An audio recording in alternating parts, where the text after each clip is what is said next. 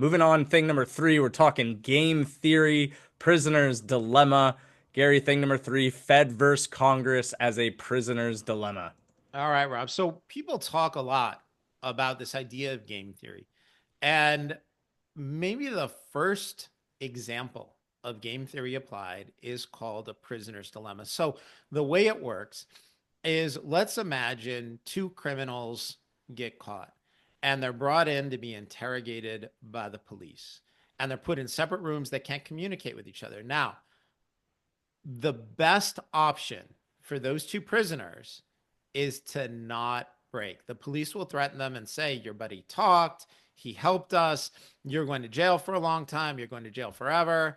And the best outcome is if both criminals trust each other, they cooperate with each other, not with the police, and don't say anything. And that in this thought experiment results in the least amount of jail time for both of them. But what happens is, your worst scenario individually is if your buddy talks and you don't. And so everybody has an incentive to say, well, I don't want to be the one going to jail, for a really long time while my buddy goes free. And so what inevitably happens is both of those criminals have an incentive to not cooperate with each other. And that leads to the worst possible outcome for both, with the most amount of combined jail time. And so it's a situation where they would be better off trusting each other, but they both have an individual incentive to not trust each other. And it gets them the worst outcome and the police the best outcome. Now, we're not in favor of criminals. This is simply a thought experiment. And our view right now is that's what's going on. We've talked about for many months now the secret war between the Federal Reserve and Congress and the Treasury Department. And so what's happening is Congress is overspending by trillions of dollars a year, spraying stimulus into the economy. That creates inflation. And at the same time, Congress is screaming to the Federal Reserve, lower rates, because they want a faster, hotter economy. They want more GDP growth. And until September, Chairman Powell and the Federal Reserve held firm. They did not cooperate with Congress, right? It's like a prisoner's dilemma. Congress was saying, we're throwing stimulus in. Hey, Fed, why don't you throw stimulus in too? And the Fed held firm. They said, Congress, we're not going to cooperate with you. We need to have a restrictive monetary policy. Now, between the two of us, I don't think the Fed was nearly as restrictive as they say they were, but at least they held firm. Now, in September, the Federal Reserve cut rates, and promptly everything on the yield curve from 1 year out, everything from 1 year to 5 years, 10 years, 20, 30 years, everything between 1 and 30 years, the interest rates went up. The yields went up, right? And the reason is because Congress was still spraying stimulus into the economy, but now the Fed was starting to back off. And what that meant is that between the Fed adding stimulus through lower rates and having a lower cost of capital, and Congress continuing to spray stimulus into the economy, we had, again, like any prisoner's dilemma, the worst of all possible worlds.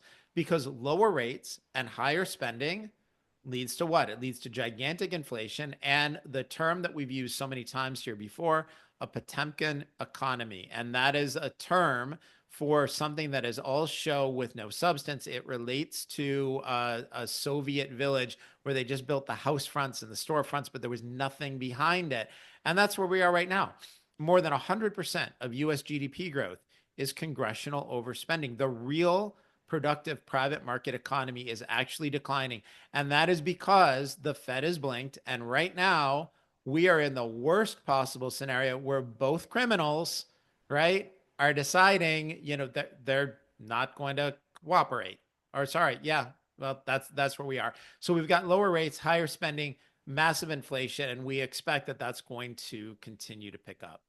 Your question, who is the Fed supposed to be accountable to, right? Like, where do, you talk about Congress wanting this from the Fed and the Fed going back and vice versa. But at the end of the day, I mean, we obviously know how we feel about the Fed and the Fed, hashtag and the Fed, right? But Yeah. who does the Fed answer to? It seems like it answers to itself as its own governing body. Yeah, well, it pretty much does. So the key thing pardon me, is that the Fed is a quasi-governmental agency. Technically, they are not part of the government, but they are subject to governmental oversight. And, Federal Reserve chairmen have to be confirmed by Congress, or rather the Senate. So they're sort of a political agency, but technically not supposed to be. They're supposed to be independent. But the truth is, the Fed is really owned by the member banks, right? Like, JP Morgan, Bank of America, and, other large firms like that. So that's really who they answer to. Now, the Federal Reserve really officially has one mandate, and that is stable prices. Here's the quiz. Stable prices means an inflation rate of what? Somebody answer me. Anybody? 2%. No, wrong. Zero. Stable prices is 0% inflation. The Federal Reserve has since changed its mandate.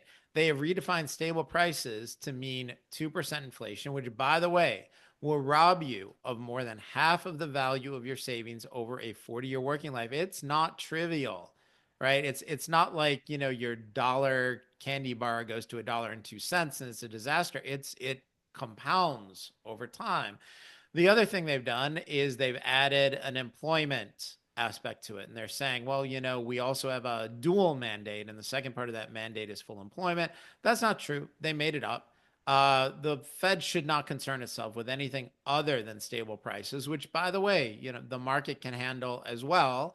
And we've had much more inflation since the establishment of the Federal Reserve in 1913 than we had in the years preceding the establishment of the Fed. So people say, well, we need the Fed. If we didn't have the Fed, we don't need the Fed. Throughout most of American history, the first, roughly 150 years of American history, we did not have a Federal Reserve and didn't need one. So that's, it's completely unnecessary. But effectively, the Fed answers to its mandate, which it changes, but it's really owned by the member banks, which is the large money center banks. Alex, anything you'd want to add to thing number three? I actually had a question for Gary, which was so I was at the Bitcoin conference and I saw Trump speak, and he obviously mentioned firing Gary Gensler, which got the crowd going. And he'd also recently said close to the time that he'd planned to get rid of Jerome Powell. Now, and I think somewhat recently he said he actually wanted some authority over the Federal Reserve. Now, he's kind of backtracked a little bit and he has said that he has now no plans to remove Jerome Powell from Fed chairman until his term's done in 2026, I believe it is. Do you think that is a signal that he believes Powell is, acting in the best interest of the people, or do you think how do you read that? No, I don't think he believes that for a minute. But I think President Trump is taking a practical tack here. He doesn't have an effective method to remove Chairman Powell. I think talking about it played well in certain circles. It was a good thing to say running for office. His supporters liked that idea. Um, and Chairman Powell came out and said, I won't go. And he was asked in one of those press conferences. The press asked him, if President Trump tries to fire you or asks you to resign, will you step down? And he just said no. And that was it. Like, it was just one word, definitive response. I'm not going anywhere. And he also made it crystal clear through public statements that in the event that President Trump tried to force him out, that he would defend himself using the legal process. Now, I don't actually know Chairman Powell's net worth, but I've seen estimates that it exceeds $100 million. He can fight, with the U.S. government and hire the attorneys he needs. I think somebody probably informed President Trump, you don't really have a good path to replacing Chairman Powell. On top of that, I don't want the government to have more control over the Fed, and I don't want the Fed to have more control over the economy. I'd actually like the Fed to disappear and the government to not talk about setting interest rates again for the rest of my life. I think best case scenario here is if President Trump leaves Chairman Powell alone for the next 2 years. And when he has the opportunity to replace him in 2026, Deep Knowledge Investing's pick for that is Judy Shelton. We would love to see a pro gold hard money advocate in that seat, assuming that somebody's going to sit in that seat.